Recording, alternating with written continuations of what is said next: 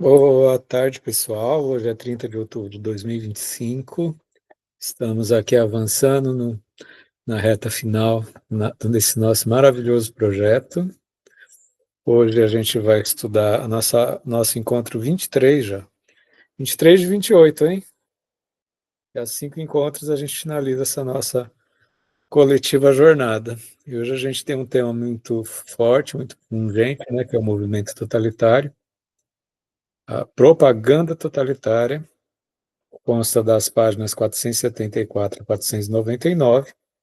E hoje a gente vai ter a dedicada facilitação da Mariana Damiasso, né? Semana que vem a gente tem a Rosa.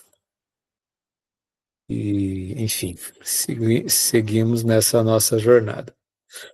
Com vocês, a magistral e afetuosa facilitação da Mariana. Ei, pessoas, boa tarde para todo mundo. Já começo falando que eu estou um pouquinho nervosa, um pouquinho apreensiva, muito menos pela apresentação em si ou por estar com vocês, mas por conta de tudo que a gente está vivendo aí essa semana. Eu moro no Rio de Janeiro, as coisas por aqui estão um pouco mais tensas, um pouco mais silenciosas, um pouco mais difíceis, pesadas. Então, eu trago aqui para minha fala também esse momento, né, que todos nós como brasileiros estamos passando, e que tem afetado bastante a gente, de um jeito ou de outro, a gente não está passando por isso sem que muito se respingue em cada um de nós. Mas vamos lá, eu fiquei responsável pela facilitação de hoje, e o tema é a propaganda totalitária. Eu preparei um material, eu fiquei dessa semana de ver se eu conseguia ter um pouco mais de desenvoltura para não precisar ler, mas isso não aconteceu, não consegui me dedicar, então eu vou ler lá para frente. E eu queria enfatizar que eu fiz o recorte de trazer para vocês mais a parte conceitual e estou deixando para a participação da turma depois os exemplos, aquelas coisas que a gente vai linkando enquanto lê o texto. Eu dividi esse assunto em 8 tópicos e eu vou colocar aqui no chat para vocês, para quem quiser acompanhar, só para ficar mais fácil assim para se localizar na minha fala. Se quiserem interromper, tá tudo bem. Então vou seguir. Como o Fernando já mencionou, o texto que a gente vai trabalhar hoje, ele faz parte do 2º capítulo, intitulado O Movimento Totalitário, e junto com o capítulo da próxima semana, que a Rosa vai apresentar para a gente, a Organização Totalitária. Esse capítulo ele é bastante importante, porque mostra o poder, mostra como o poder totalitário não começa com a violência, mas com o discurso. Arendt analisa de uma forma... Arendt analisa de que forma a propaganda cria um mundo coerente, uma ficção organizada que antecede e sustenta o terror. A leitura que eu procurei... Eita ferro, hoje está difícil. A leitura que eu preparei procura trazer o pensamento de Arendt de forma clara, didática e viva, destacando como esses mecanismos continuam atuais nas sociedades contemporâneas. Então, vamos lá. As origens desse poder que tenta transformar a realidade em ideologia. O nascimento de um poder sem precedentes. Ao longo do livro, Hannah Arendt analisa um fenômeno político que ela considera inteiramente novo na história humana, o totalitarismo. Não se trata apenas de uma forma de tirania ou de despotismo, mas de um tipo de dominação que ultrapassa todos os limites conhecidos do poder. O totalitarismo não busca apenas controlar as ações dos indivíduos. Ele pretende reorganizar o próprio tecido da realidade, transformando o mundo e os seres humanos segundo uma lógica ideológica totalitária. Arendt parte da convicção de que o século XX inaugurou algo inédito. Depois de séculos de experiências políticas com impérios, monarquias, revoluções e regimes autoritários, o totalitarismo introduz uma forma de poder que não se contenta em governar. Ele quer criar um mundo coerente, onde toda pluralidade desaparece.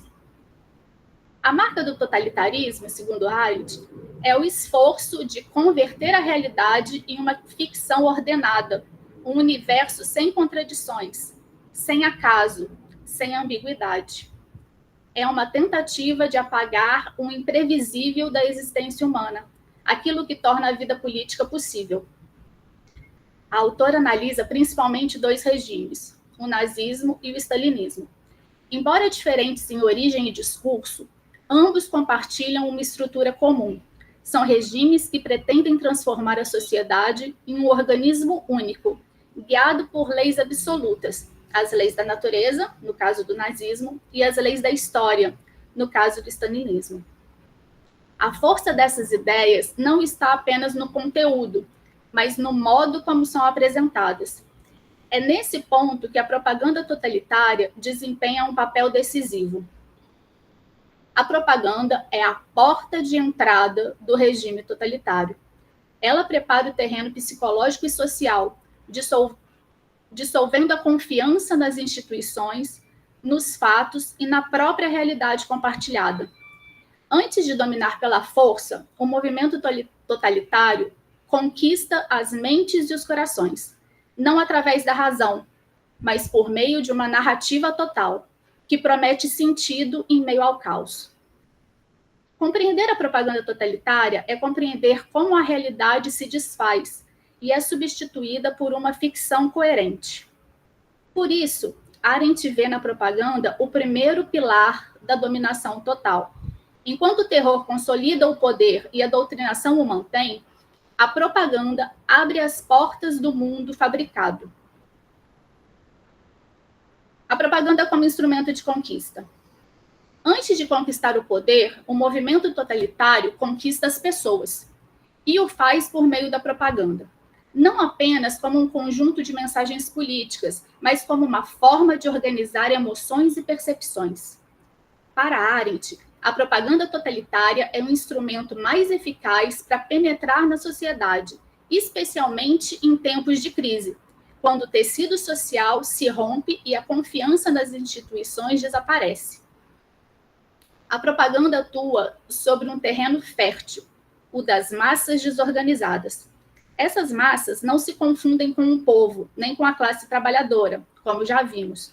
São compostas por indivíduos isolados, desamparados e sem vínculos estáveis, pessoas que perderam seu lugar no mundo e buscam um sentido para o caos. A modernidade, com suas transformações econômicas e o colapso das antigas formas de pertencimento, produziu esse contingente humano solto, sem direção. E entre esses indivíduos atomizados, que a propaganda totalitária encontra seu público mais receptivo. Arendt explica que o sucesso da propaganda não depende da lógica ou da razão. O que convence as massas não é a coerência intelectual da ideologia, mas a sensação de sentido total que ela oferece. Em um mundo imprevisível e confuso, a propaganda dá alívio, uma explicação completa, fechada, que substitui a realidade pela lógica. E há uma estratégia dupla. A propaganda se dirige tanto à ralé quanto à elite. A ralé, ressentida e desiludida, é atraída pela promessa de pertencer a algo grandioso, de transformar sua frustração em ação coletiva. E a elite, por outro lado, é fascinada pela coerência e pela ousadia intelectual da ideologia. Arendt observa que apenas esses dois grupos, ralé e elite, aderem de imediato ao impulso totalitário. As massas, de fato, serão conquistadas depois, quando a propaganda se tornar um ambiente cultural inteiro, e não apenas um discurso político. A propaganda totalitária não tenta persuadir, ela cria a realidade. Organiza as percepções, dissolve o senso do mundo comum, muda a própria forma de perceber o real. Por isso, Arendt afirma que a propaganda age antes da violência, preparando o terreno para ela. Quando o terror chega, ele apenas confirma aquilo que já havia sido anunciado. A propaganda é, assim, o ensaio geral da dominação total. treinam os indivíduos a viver dentro de um mundo fictício, a interpretar tudo segundo uma lógica implacável, a aceitar a coerência da ideologia como substituto da experiência. O objetivo não é convencer, é moldar um tipo humano, um ser que não distingue mais entre o que vê e o que lhe dizem. O totalitarismo, portanto, não nasce do acaso. Ele é preparado por um processo lento de erosão do mundo comum, um esvaziamento da experiência compartilhada que a propaganda explora com perfeição. Ao oferecer às massas uma narrativa total, ela desenvolve o que o mundo moderno havia retirado. Desculpa, gente. Ela devolve o que o mundo moderno havia retirado, um sentido, ainda que falso, para o absurdo da realidade. A aparência científica e o cientificismo profético. Uma das marcas mais impressionantes da propaganda totalitária, segundo Arendt, é o seu disfarce científico. Ela chama isso de cientificismo profético, uma estratégia em que o discurso político se apresenta como expressão inevitável de leis naturais ou históricas, tornando-se assim imune à refutação. Essa aparência racional dá à propaganda uma aura de inevitabilidade. O que ela anuncia não é um programa político, mas um destino. Ela não propõe, prevê, ela não promete, profetiza. Tanto o nazismo quanto o stalinismo se estruturaram sobre esse princípio. O nazismo se dizia baseado nas leis biológicas da vida e da raça, e o stalinismo nas leis históricas da luta de classes. Em ambos, a ideologia se coloca como intérprete da realidade, afirmando que os eventos humanos não são escolhas, mas manifestações de forças superiores. Essa retórica tem um efeito decisivo, elimina a responsabilidade. Se tudo o que acontece é consequência de uma lei objetiva, ninguém é responsável por nada, nem o líder, nem o indivíduo. A ação política deixa de ser uma decisão moral e se torna uma necessidade cientificamente comprovada. O líder totalitário surge, então, como um intérprete infalível dessas leis. Ele não governa por vontade própria, mas por obediência a forças cósmicas que só ele compreende. Sua autoridade é, ao mesmo tempo, racional e mística. Ele é o cientista que conhece as leis do mundo e o profeta que as anuncia. Esse mecanismo retórico produz uma crença peculiar, uma fé que se apresenta como razão. A propaganda totalitária convence as massas de que sua doutrina não é uma ideologia, mas o reflexo da realidade. E é justamente por isso que ela pode ser tão persuasiva, mesmo quando suas afirmações são absurdas. A lógica interna da ideologia é tão coesa, tão fechada, que qualquer fato, por mais contraditório, pode ser reinterpretado como prova da lei, dessa lei anunciada. Arendt observa que esse cientificismo profético cumpre uma função psicológica profunda. Ele oferece às pessoas algo que a ciência real não pode dar, a sensação de certeza absoluta. Em tempos de instabilidade, essas promessas de previsibilidade, a ideia de que o futuro já está escrito é irresistível. A propaganda totalitária, portanto, se alimenta da angústia moderna, diante da perplexidade do mundo e a transforma em submissão. A aparência científica, então, não é um detalhe, é uma técnica de dominação. Ela faz com que as pessoas se sintam seguras dentro de uma mentira coerente. O poder do totalitarismo nasce não da verdade dos fatos, mas da coerência da ficção. O líder e a infalibilidade. No coração da propaganda totalitária está a figura do líder infalível. Ele não é apenas o chefe político de um movimento, é o símbolo vivo da coerência ideológica. Sua infalibilidade não deriva da inteligência, nem dos acertos táticos, mas da crença de que ele é um intérprete privilegiado das leis da natureza ou da história. Sua autoridade não é política, é quase teológica. Arendt observa que, nos regimes totalitários, o líder é apresentado como alguém que descobriu o segredo do mundo. Ele é o único capaz de compreender as forças que governam o destino humano e agir em conformidade com elas. No nazismo, Hitler se coloca como intérprete da lei natural, da seleção racial. No stalinismo, Stalin se apresenta como guardião da lei histórica e da luta de classes. Ambos dizem não inventar essas leis, mas apenas obedecê-las. E é justamente essa obediência ao inevitável que os torna infalíveis. A propaganda reforça isso o tempo todo. Ela repete incessantemente que o líder nunca erra, que suas previsões sempre se cumprem, que seus atos são a expressão das leis do mundo. E quando algo não sai como esperado, o discurso se ajusta. Se a previsão falha, é porque os inimigos interferiram.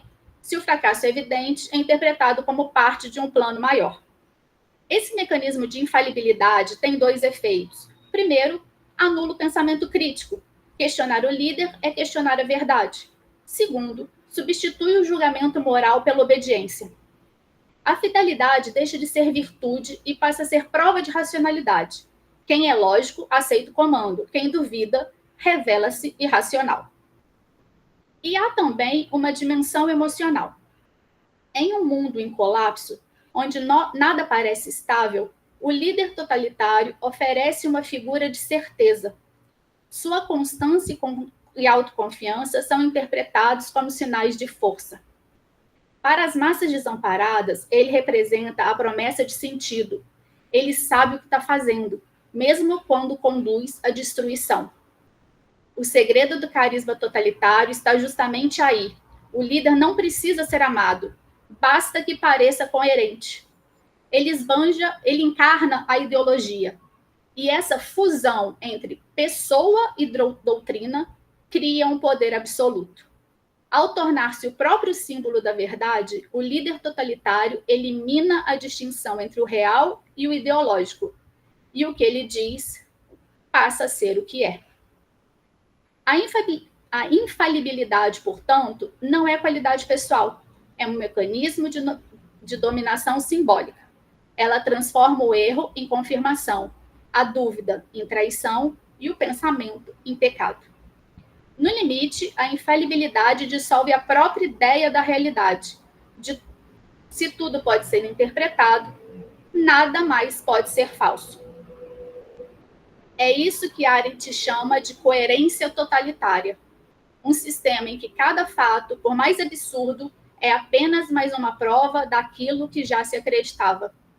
A infalibilidade do líder é a espinha dorsal dessa coerência.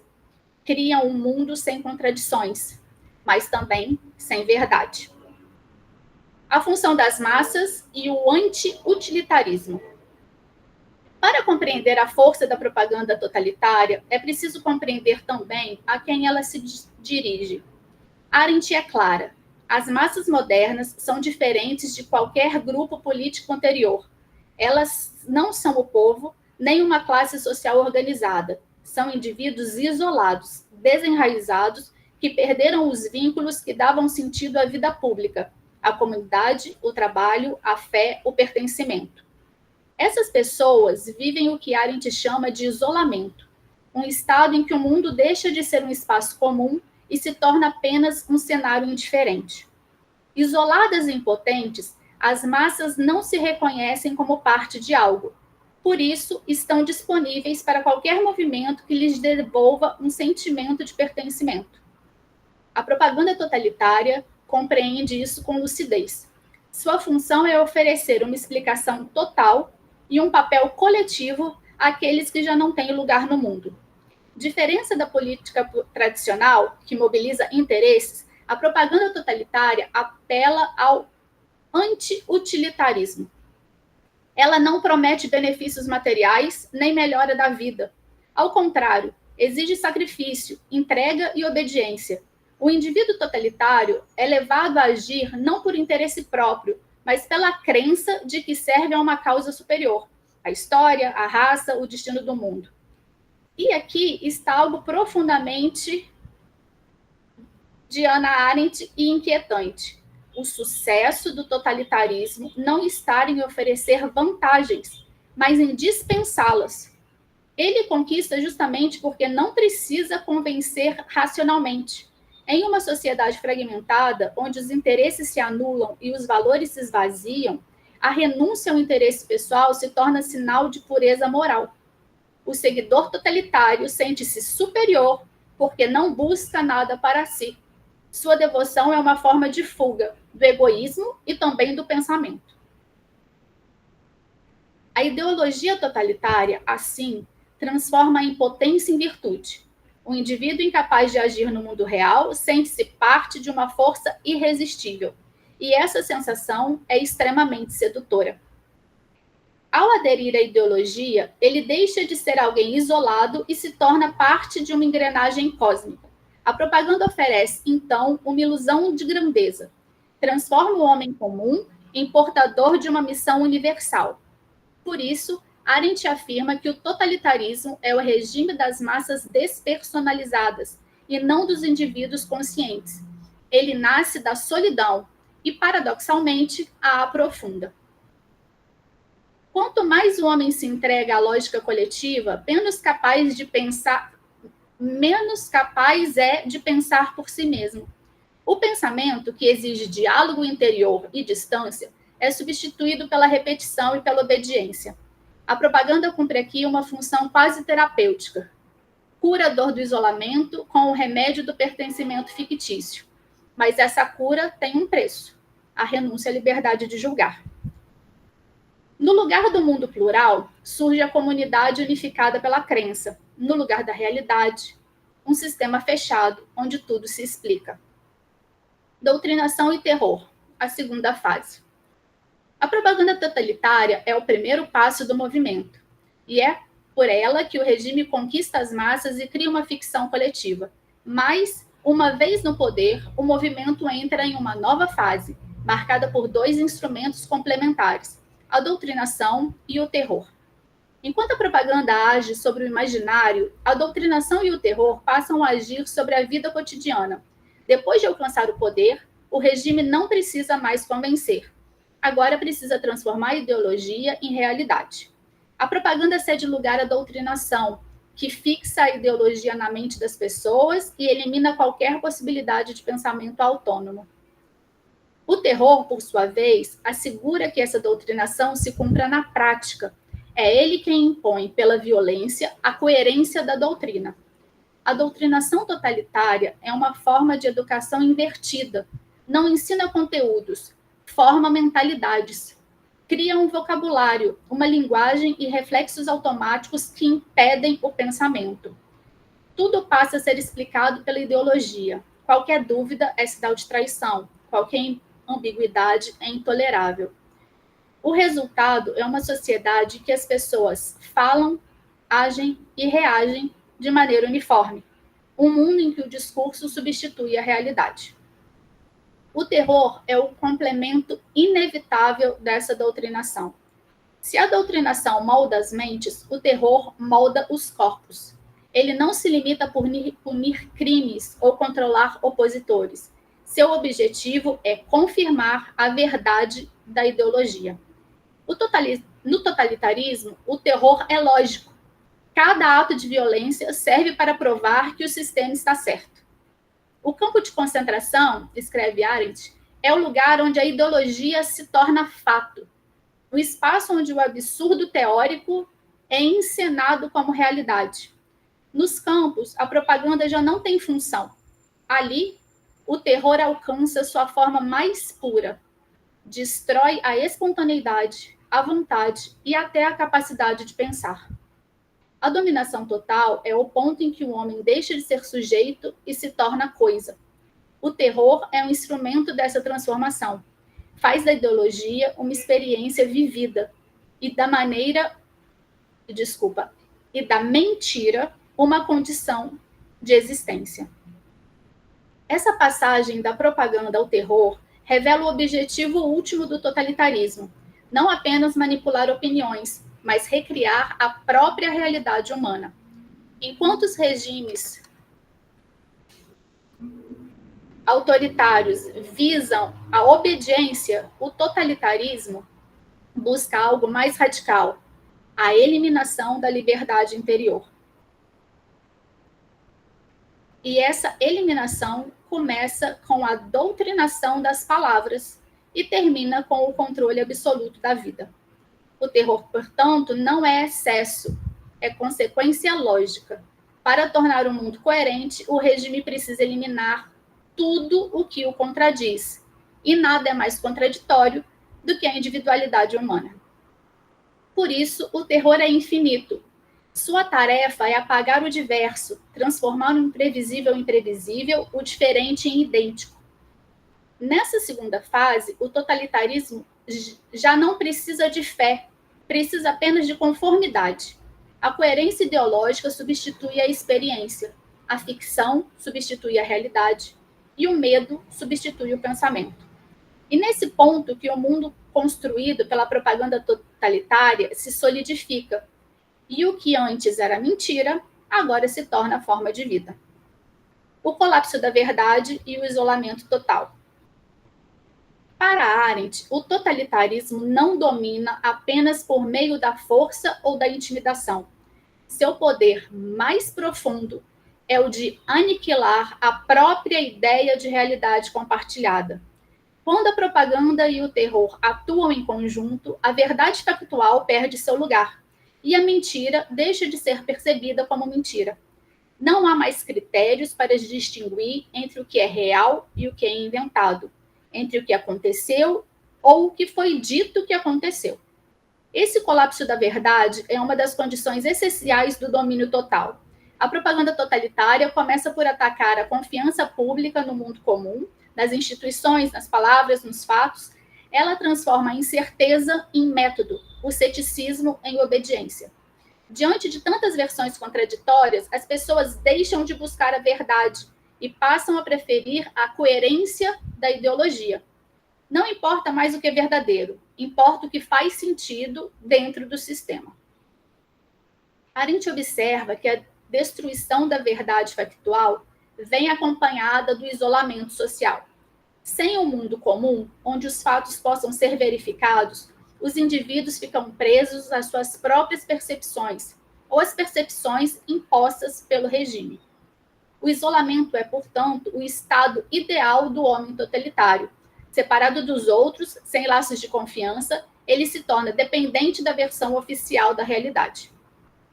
O totalitarismo substitui o diálogo pela repetição, a argumentação pela forma, o juízo pela crença. A linguagem, em vez de servir à comunicação, torna-se um instrumento de dominação. Palavras comuns passam a ter novos sentidos, ajustados à ideologia, e o pensamento enfraquece, porque pensar é distinguir, comparar, duvidar. O isolamento total não é apenas político, é existencial. Privado de comunidade de verdade, o indivíduo perde não só a liberdade de agir, mas também a capacidade de perceber o real. Ele não confia nos outros nem em si mesmo. A mentira torna-se natural e a ficção reconfortante. As massas modernas, despojadas de suas referências, não são convencidas pela verdade, mas pela coerência. Por isso, o colapso da verdade não é acidente, mas objetivo. Onde não há verdade, não há responsabilidade. E onde não há responsabilidade, o poder é absoluto. A destruição da realidade comum é a forma mais eficaz de impedir que as pessoas ajam em conjunto. Sem um mundo comum, não há ação política, só resta obediência. O isolamento totalitário, portanto, não é silêncio físico, é o silêncio da mente. E o ponto em que o indivíduo, cercado de slogans, já não distingue o mundo do discurso sobre o mundo. Quando isso acontece, o regime alcança seu triunfo mais profundo. Ele não apenas cala as pessoas, mas fala por elas. E é justamente por isso que, para Arendt, compreender o totalitarismo é compreender os limites da própria condição humana diante da mentira organizada. O mundo como ficção organizada. Ao longo de Origens do Totalitarismo, Hannah Arendt mostra que o totalitarismo não é apenas um regime político, é uma tentativa inédita de recriar o mundo humano a partir da mentira. Sua estrutura combina 3 elementos: propaganda, doutrinação e terror. Cada um deles cumpre uma função. A propaganda prepara, a doutrinação fixa e o terror realiza. Juntas, essas forças constroem o que Arendt chama de mundo fictício coerente, uma realidade paralela, onde a lógica ideológica substitui a experiência. O resultado é devastador. A política, que deveria ser um espaço da pluralidade, se converte em mecanismo de repetição. O pensamento, que deveria ser o exercício da dúvida, é substituído pela coerência cega. A linguagem perde seu sentido comunicativo e passa a servir apenas à manutenção da crença. Em vez de diálogo entre diferentes, o totalitarismo produz um monólogo do poder. Uma única voz fala por todos. A figura do líder infalível é o símbolo máximo dessa transformação. Ele não descreve o mundo, ele cria o mundo. E como suas profecias sempre se cumprem, porque o terror as realiza, ele se torna o centro de um universo sem contradições, mas também sem verdade. A partir desse ponto, o pensamento humano perde sua função. Pensar é julgar, comparar, imaginar alternativas, mas o totalitarismo elimina o acaso, o erro e a diferença. E é justamente isso que torna o totalitarismo tão perigoso. Não é apenas o extermínio físico, mas a destruição da capacidade de compreender. Ele transforma os homens em seres previsíveis, intercambiáveis, negando-lhes o direito de serem únicos. Para Arendt, a experiência totalitária revelou um limite terrível da modernidade, a fragilidade da verdade diante da coerência. As massas preferiram a ficção, que fazia sentido, à realidade que as angustiava. E é por isso que o pensamento de Arendt continua atual. Sempre que a coerência se torna mais importante do que a verdade, o totalitarismo renasce, ainda que sob novas formas. Resistir a isso exige mais do que política, exige pensar. Pensar é o ato de se reconectar com o mundo comum, de buscar sentido sem impor coerência, de preservar o espaço do diálogo e da diferença. O totalitarismo tenta eliminar o acaso e transformar o mundo em uma ficção organizada, mas é justamente no acaso, na pluralidade, no diálogo, que reside a liberdade. E talvez essa seja a lição mais atual de Arendt, que a política só permanece humana quando for espaço da verdade, do encontro e da pluralidade, e não da coerência total.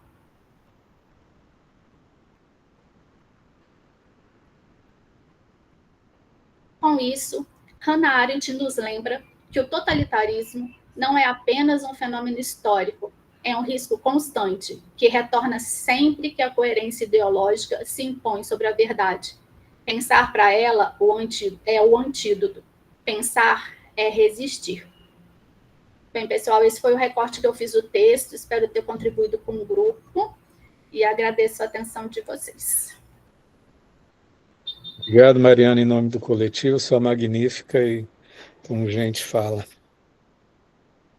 A gente se sente movido para dar um retorno, né?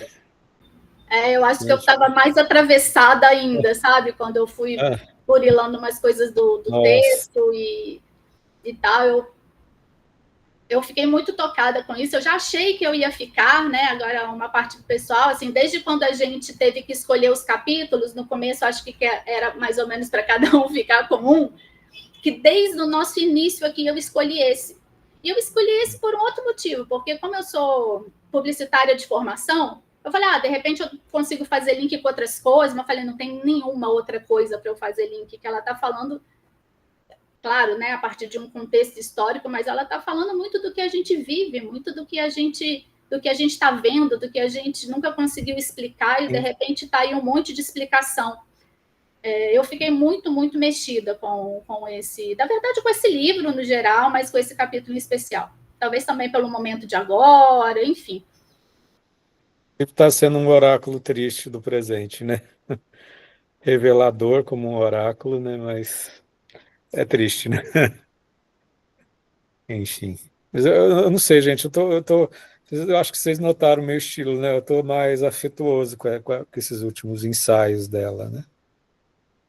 Essa questão do caráter profético, da correlação entre a propaganda, a doutrinação e o terror que se impõe, né, como uma forma de aniquilamento, que não abre nem espaço, não é nem tortura, é aniquilamento, né? E tem essa grade de doutrinação pseudocientífica, que se justifica de uma maneira muito bem, como um sistema de saber é perfeito, né? É perfeito na sua crueldade, né? No seu oco, né? Onde cabe tudo, né? Onde a figura do, do totalitarista é preservada de qualquer forma, tudo que ele fizer se justifica, ele não erra, né? Enfim, todo ato se justifica, sempre os dispositivos conspiracionistas, né? É tudo muito, muito o que a gente vive, né? Que a gente vive, o embate que a gente vive. E os capítulos dela estão cada vez mais tocantes, né? Eu não estou conseguindo racionalizar muitos capítulos, né? E, ademais, depois de uma fala tão contundente da Mariana, tão detalhada, né? Mas eu me sinto tocado, né? Alguém quer comentar, gente? Eu acho que a gente se sente tão tocado porque ler os capítulos é tipo ligar a televisão. Nossa, né? Justamente a terrível sincronicidade. Terrível sincronicidade. A gente tem que registrar isso, a gente vai disponibilizar, né? Depois de o Brasil está inteiro tocado por um massacre totalitarista, a gente vê o pseudocientificismo, que tem pessoas que vão justificar, né? Já tem uma rede de justificativas aí, propagada com a melhor das intenções, né? Entendeu? A coisa Sempre com a ficando melhor das intenções. melhor das intenções. Eu nunca ouvi tanto o termo narcotraficante, narcoterrorismo na minha vida do Narcoterrorismo. que nesses últimos dias. Assim, tipo, Sim, afinal de contas, né, não eram pessoas que estavam lá, eram narcoterroristas. sou É terrorista. complicado, é complicado. Imagina você morar no. Gente, eu ontem eu estava coordenando estágio no CAPES, que é das palafitas, entendeu? Eu quero dizer, compondo com a fala da Mariana, que a gente estava conversando antes de gravar, até nas palafitas eu estava pegando o Uber e o cara falou: olha, movimentação hoje aqui tá delicada, porque deve ser efeito da chacina lá no Rio de Janeiro, ou seja, não, é uma rede, né? É uma rede. Nós vivemos uma rede de afetos, né, gente? Rede de afetos, de discursos, né? Reverbera, né? Isso nos toca, né? E isso a Hannah Arendt mostra esse enredamento, né? Enredamento totalitário, né? Como é que a gente fica à mercê da tríade propaganda, doutrina e terror, né? E como isso preenche, né? Como isso preenche esvazia, preenche essa questão do indivíduo isolado, né? Ele se isola, ele perde a conexão com a realidade e vive uma bolha, né? Uma bolha de, de doutrinação, né? Quem nunca passou por isso? Eu já passei, né? Eu já passei em alguns momentos da minha vida, lá na juventude,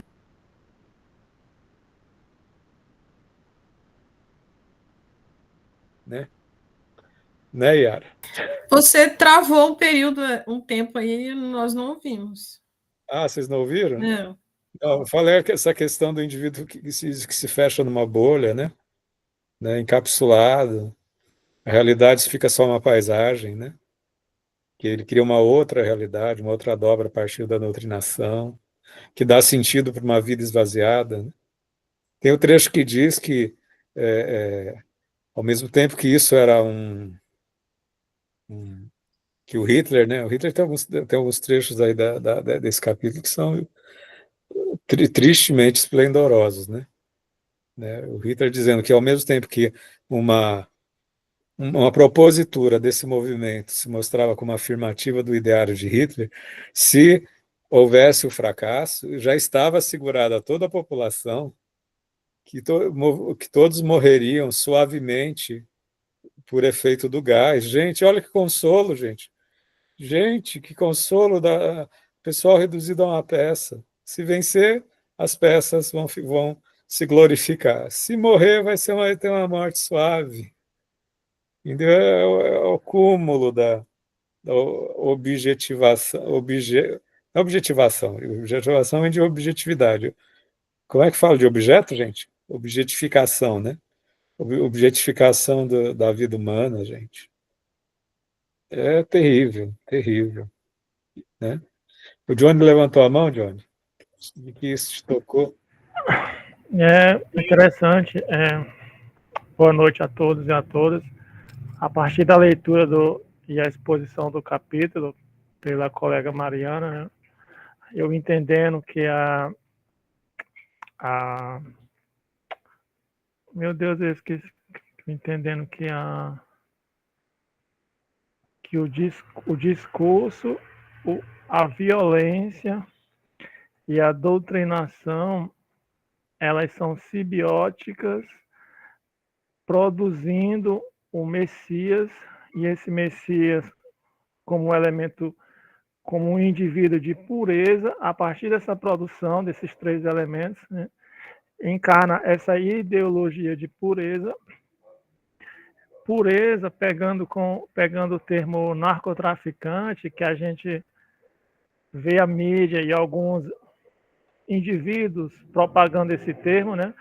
Interessante que nós não percebemos em nenhum momento, pelo menos no sentido de amplitude do discurso, um elemento de segregação, né? Porque aquelas pessoas, elas se encontram num espaço produzido, né, de segregação. E essa produção de segregação, obviamente, vai intuir naqueles que estão naquele processo de segregação, uma individualização, um medo, uma produção de afetos. E a gente vê esse recorte de segregação muito presente nas redes sociais, né? Recorte simbólico, ou seja, aquelas pessoas que apoiam aquela violência, né? E aquelas pessoas que se comovem diante daquela violência, não necessariamente com os indivíduos que sofreram aquela violência, mas pela expressão da violência que foi manifestada naqueles espaços. É interessante a gente perceber esse elemento de segregação, né? Que essa segregação ela é produzida no Brasil, porque todos nós sabemos qual a parcela racial da população brasileira constituinte, como elemento constituinte do Estado brasileiro, que se encontra nesses espaços, né? Anterior a se tornarem criminosos, por exemplo, né? Aquelas pessoas não nasceram criminosos, foram produzidos como elemento da criminalidade, não determinante, mas a partir dessa segregação que intui um elemento de criminalidade nas pessoas, né? É interessante a gente perceber, dialogando com essa produção da doutrinação, da individualização e da violência que se manifesta a partir da exposição da Mariana.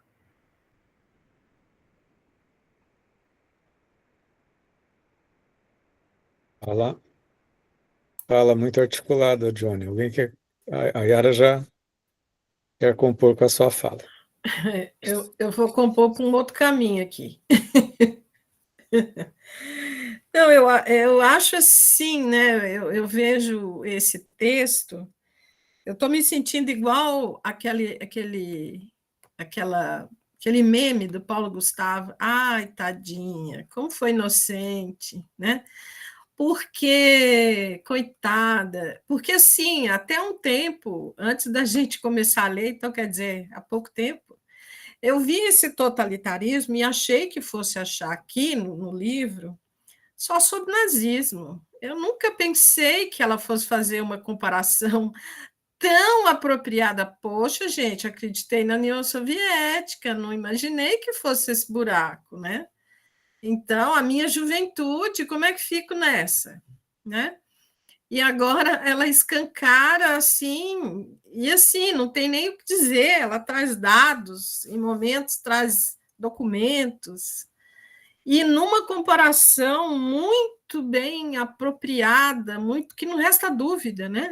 Então, vendo essa parte da propaganda, eu jurava que ia ver só do nazismo.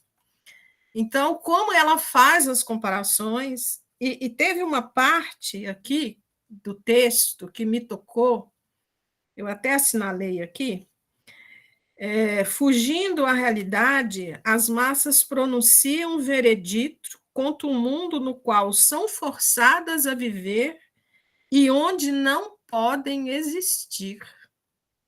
Achei isso muito pesado. Uma vez que o acaso é o senhor supremo desse mundo e os seres humanos necessitam transformar constantemente as condições do caos e do acidente num padrão humano de relativa coerência. Nossa, eu achei isso muito pesado e assim compõe com o que a gente está assistindo, né? Eu ainda li uma reportagem que por trás desta operação tem um projeto de que o governador quer ser senador e quer atrelar a ele o título de inimigo dos bandidos. Então, quer dizer, então vamos, né? Vamos. Repete, Yara, todo esse texto, foi muito, muito forte. Não é bonito? Nossa! Fugindo à realidade, as massas não pronunciam um veredito contra um mundo no qual são forçadas a viver e onde não podem existir. Uma vez que o acaso é o senhor supremo deste mundo e os seres humanos necessitam transformar constantemente a condição do caos e do acidente num padrão humano de relativa coerência. Embaixo ela vai dizendo o efeito dessa coerência. Nossa, achei forte, gente, muito forte isso. Ainda lembrei do Heidegger, né, que estudamos. Sim, estudamos, e isso que eu ia falar. Lembrei. Eu e o Felipe, nós somos professores de psicologia humanista, a gente tem estudado Heidegger, desmonta o caos totalitário, desmonta qualquer espaço de um eu, né? Desintegra, como o eu, ele é uma linha fina de constituição histórica, né? Enfim, faz revirar qualquer concepção clássica de eu, né? Eu também outro trecho, a questão das profecias, né? Eles faziam profecias para justificar a dizimação de uma determinada classe, né? Stalin, no congresso dele, dizia que antevia que certas classes iriam ruir. O mesmo Hitler dizia que haveria decadência dos judeus com a ascensão do império do Hitler. Isso justificaria o extermínio, né? Para depois de um tempo de dizer, olha, não, eu sou profeta, a minha profecia se consolidou, né? Entendeu? Né? Enfim, né? Tudo muito, muito sórdido, né? E demasiadamente humano, né? É voraz, né? O totalitarismo é voraz, a pessoa não existe, né?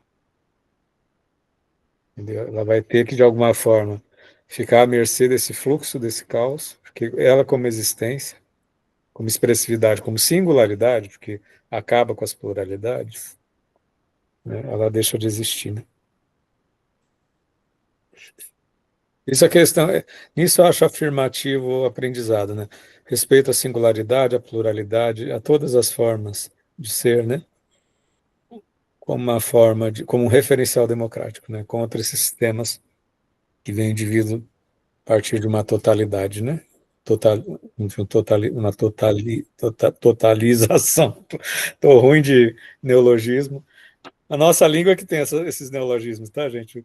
Quando você estuda francês, o professor de francês, a palavra quer dizer isso. Não tem essas variações que a gente fica inventando, né? Eu brincava com meu professor de francês, eu vou vender umas palavras aí para a França. Johnny levantou a mão.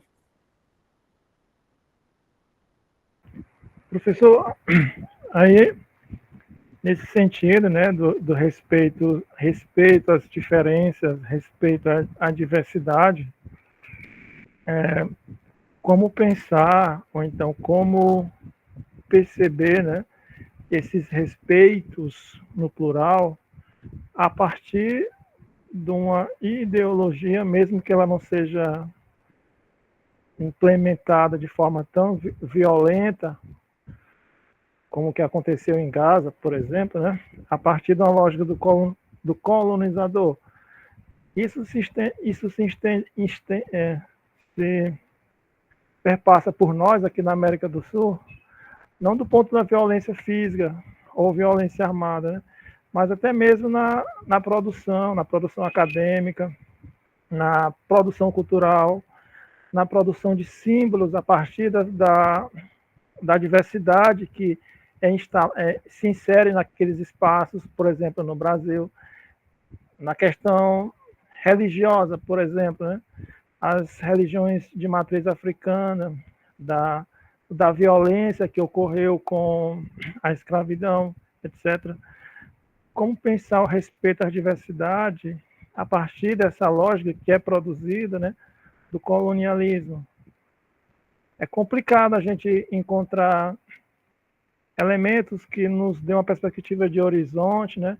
Até mesmo a partir da leitura da Hannah Arendt, né?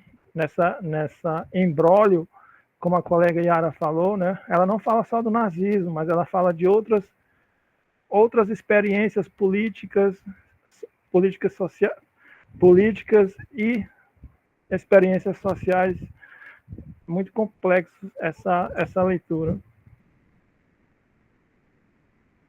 Fala foi muito consistente. O que eu posso pensar é que a gente pode pensar no sentido reverso, né? Como a pluralidade incomoda os totalitaristas, né? E como a totalidade é bode expiatório do que seria considerado pelo totalitarista como decadência, como ruptura, como uma ameaça ao projeto, enfim, né? Talvez a gente não entenda do ponto de vista sistêmico, mas onde a gente olhar que tem extermínio, né? Tem extermínio indiscriminado, extermínio que seja, não tem, extermina, né, gente? Né? Isso já é sinalizador da do exercício totalitário, né?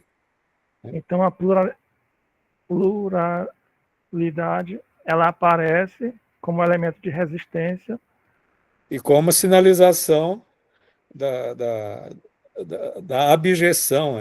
A pluralidade é repulsiva para o totalitário, né? Certo, como elemento de resistência a partir do existir, utilizado dentro da lógica do totalitário, totalitário e da democracia totalitária, que eu chamo também de espantalho, daquele inimigo interno, digamos assim, pensando a nossa diversidade étnico-racial, a nossa diversidade cultural, entre aspas, as minorias, né? Porque o totalitarismo com a ideia de universalismo são opostos e são elementos que se combatem, né? De uma certa maneira, porque dentro do totalitarismo e dentro também da democracia, do comunismo, por exemplo, não tem espaço para o universalismo numa perspectiva de pluralidade dos indivíduos. Travou um pouquinho. Travou só para mim? Ou? Enfim. A questão não é essa, a questão não é minoria, a questão é que a diversidade é o ponto de sustentação do discurso totalitário. É o bode expiatório, né? Entendeu? Então, pode ter uma pessoa que destoe da formatação geral. Essa pessoa vai ser intensificadamente, sobre ela vai ser exercido o poder totalitário, né? Para que toda a rede totalitária se justifique, né? E de uma maneira homogeneizada, né? São os traficantes, entendeu?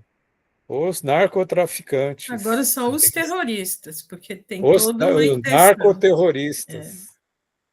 Entendeu? Pronto. Despiu de qualquer existência, humanidade, senso crítico, senso reflexivo, é um rótulo. E uma parte da população que já está incitada a aderir o seu vazio, o seu isolamento diante dessa incitação totalitária, já está predisposta a aderir, né? Entendeu? Eu estava... Gente, taxista é termômetro de um monte de coisa, né? Hoje eu estava no táxi, o taxista estava dizendo: o que é esse terrorista do Alexandre de Moraes, que é a favor terrorista do Alexandre de Moraes, que é a favor de bandido?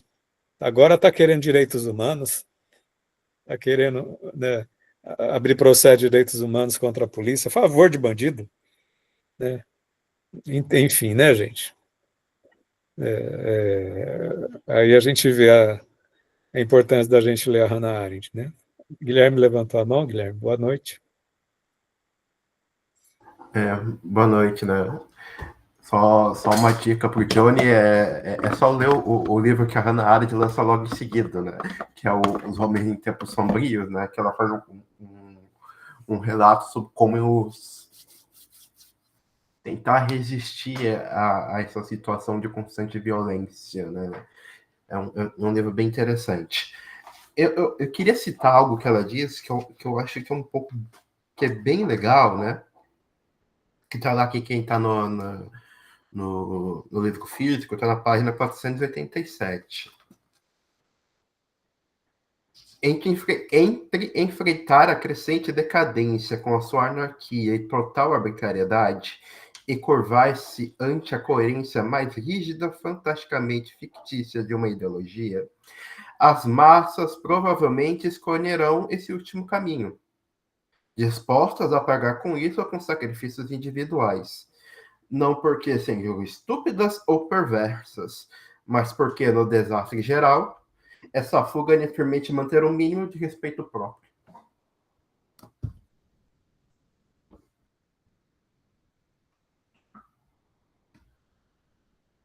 No trecho eu não ouvi, que travou. Não por serem perversas, depois do perversas eu não ouvi. Não porque sejam estúpidas ou perversas, mas porque, no desastre geral, essa fuga lhe permite manter um mínimo de respeito próprio. Esse trecho eu lembro.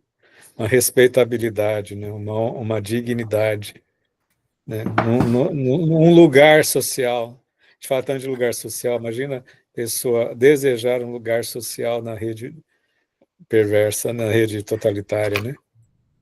Uma visibilidade totalitária, uma respeitabilidade totalitária. A questão, eu não acho que nem é isso, sabe, Fernando? É o fato de que, se estou matando bandido, pelo menos estou lutando pela minha segurança, sabe? Sim, Se estão indo contra o narcotráfico, isso faz eu conseguir sustentar minha jornada de 6x1. Encontrar alguém no qual se pode esvaziar o ódio faz a gente ter um mínimo de esperança para o futuro, sabe? Porque aí tem um culpado. E não é um sistema sem cara, né? Sem pessoa, não. Tem um grupo que é o culpado. E isso coloca um certo sensação de que, se esse grupo for destruído, a vida pode mudar. E vai voltar a fazer sentido. E ele está preservado, né? E ele está preservado. Tem um pacto totalitário, né? Até pelo medo, pelo terror, né? Boa noite, Natane. Boa noite, pessoal. Estão me ouvindo? Certo. Então, eu senti que a Mariana deu o peso necessário à leitura, né, da Hannah Arendt. Então, gostei muito da sua fala, Mariana. Acho que você assim, concretizou, presentificou, né, o que a Hannah Arendt disse. E aí, eu me lembrei, né, nessa leitura, de um texto que eu li do Luiz Fernando Veríssimo. Ele escreve umas crônicas, e aí, pensando nessa questão da propaganda, da publicidade, eu pensei em falar um pouco disso, assim, do quanto que às vezes a gente vai se perdendo, sabe? As nossas opiniões, elas vão se perdendo a partir do que é repassado pela mídia, e as próprias pessoas que estão nesse contexto da mídia se perdem. Então eu vou, assim, falar um pouco para vocês desse texto, se vocês me permitirem, brevemente. Assim, é um texto curtinho, depois eu posso colocá-lo no grupo. Tudo bem? Tá, então o texto que ele escreveu se chama A Compensação, né? E aí ele vai trazendo, ele começa falando do Napoleão Bonaparte, que o Napoleão, ele era escritor. E ele queria escrever, assim, um romance, né, e ter uma reputação literária, mas ele, em vez disso, resolveu conquistar o mundo, né? E aí ele vai trazendo que no século XVIII e XIX a literatura tinha uma grande importância, né? E cita o Victor Hugo, né? E ele vai trazendo que as reputações guerreiras e a literatura eram ele vai interpretando como se elas tivessem a mesma validade, assim, o mesmo nível, né? Guerrear, conquistar, né? Tanto quanto escrever. E ele fala que com o tempo, né? Então, hoje em dia, a literatura perdeu essa relevância. E aí ele diz que antes os escritores pensavam que a partir deles que o mundo era pensado. O mundo era pensado a partir de quem escrevia, os próprios escritores, né? Isso poderia pensar a experiência humana, né? Mas ele vai dizer que nos últimos tempos isso se perdeu, né? E que a conquista militar superou a literatura. Ela se tornou mais importante. E aí ele diz que hoje a literatura ela só participa da política da história do poder como cúmplice. E aí que os escritores não podem nem escolher qual cúmplice eles querem ser ou podem ser, né? E aí eu vou ler assim rapidamente o que ele escreve, que eu acho que é mais, vocês conseguem entender mais a fonte, né? Ele diz assim: todos os que escrevem no Brasil, principalmente os que têm um espaço na imprensa, para fazer sua pequena literatura ou simplesmente dar seus palpites, têm essa preocupação, no sentido de ser cúmplices, né? Do poder, da política. Ou deveriam ter. Nunca sabemos exatamente do que estamos sendo cúmplices. Podemos estar servindo de instrumentos de alguma agenda de poder sem querer. Podemos estar contribuindo com a nossa indignação ou com a nossa denúncia, ou apenas nossas opiniões, para legitimar alguma estratégia que desconhecemos. Ou podemos simplesmente estar colaborando com a grande desconversa nacional, a que distrai a atenção enquanto a verdadeira história do país acontece em outra parte, longe dos nossos olhos e indiferente à nossa crítica. Não somos relevantes, ou só somos relevantes quando somos cúmplices, conscientes ou inconscientes. Então, fiquei pensando nesse lado, né, de quem escreve, assim, como fica, né? Que bom que estamos lendo, assim, né, Hannah Arendt, para a gente pensar em alguém que estava lá, né? Vivenciando algumas questões, que conseguiu pensar a história, que a gente pode refletir, né? A gente pode refletir enquanto essa literatura, que talvez não passa pela mídia, né? E a tristeza de, né, assim, de entender que talvez a literatura que a gente pode ter acesso, ela pode ser também, ela pode ser doutrinada, né? Então é isso. Não sei se fez sentido.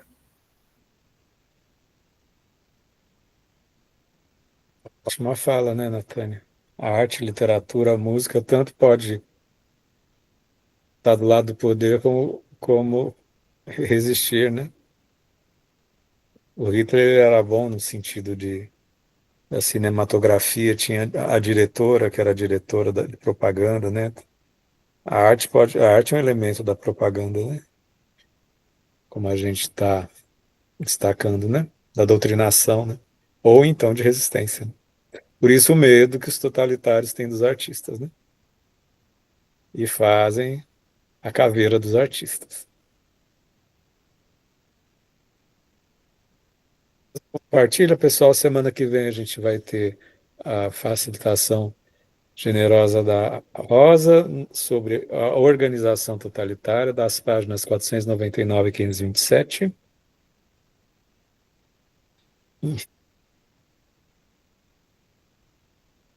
Quem quer comentar alguma coisa?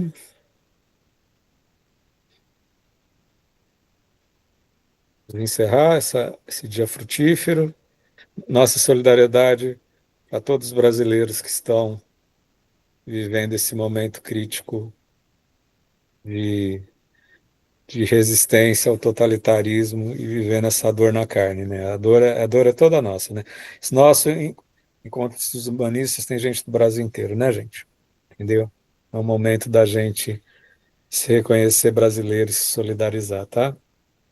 Com especial destaque a Mariana, que trouxe esse afeto todo de preparar um trabalho num momento de luto da nossa nação, da nossa nação, né? Então vamos encerrar a gravação, depois a gente conversa mais um pouco, até semana que vem. Queria conversar um pouquinho com a Yara e com o Guilherme, tá? A gente fazer uma programação. Grande abraço, pessoal, até semana que vem.